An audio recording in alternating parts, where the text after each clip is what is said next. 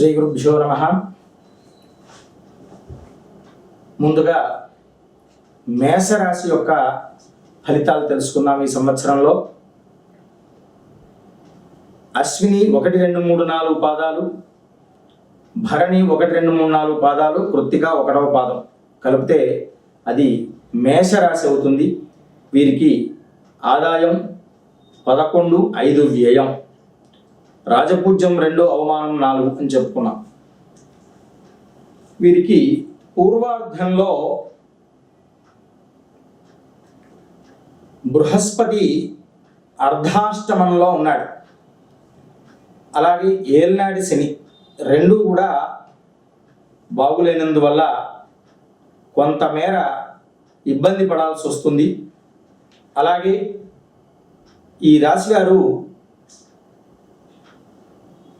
జాగ్రత్త వహించి నడుచుకోవడం చాలా శ్రేయస్కరంగా ఉంటుంది. ఉద్యోగాదుల్లో చికాకులు రావడం, వ్యాపారాదుల్లో నష్టం సంభవించడం అనేది సంభవిస్తుంది. 31 అక్టోబర్ 2026 నుండి 24 జనవరి 2027 వరకు సింహరాశిలోకి అప్పుడు బృహస్పతి మారుతున్నాడు. మారడం వల్ల అప్పుడు 5వ స్థానంలోకి వస్తాడు.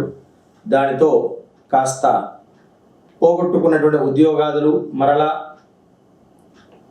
లభించడం, కాస్త 3 నెలల పాటు మానసిక ప్రశాంతత మొదలైనటువంటివి సంభవిస్తూ ఉంటాయి.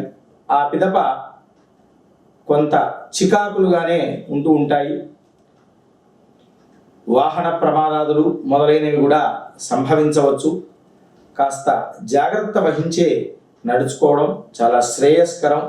వీలైతే ప్రతి సోమవారం శివుడికి రుద్రాభిషేకం చేసుకోండి. అలాగే గురుగ్రహానికి జపం చేసుకోవడం కానీ లేదా గురుగ్రహ కవచ పారాయణం చేయడం కానీ ఇలాంటివి ఏదైనా చేయండి. శనైశ్వరునికి కూడా ఆరాధన చేసుకుంటే మీకు శ్రేయస్కరంగా ఉంటూ ఉంటుంది. లేనట్లయితే కొన్ని ఇబ్బందులు చాలా వరకు పడాల్సి వస్తుంది.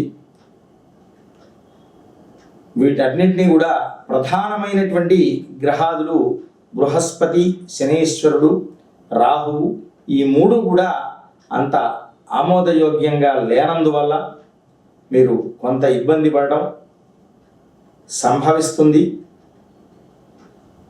కనుక ఇంతకుముందు చెప్పిన పరిహారాదులు మీరు ఆచరించుకొని సుఖమయమైనటువంటి జీవితం గడించాలని కోరుచున్నాం.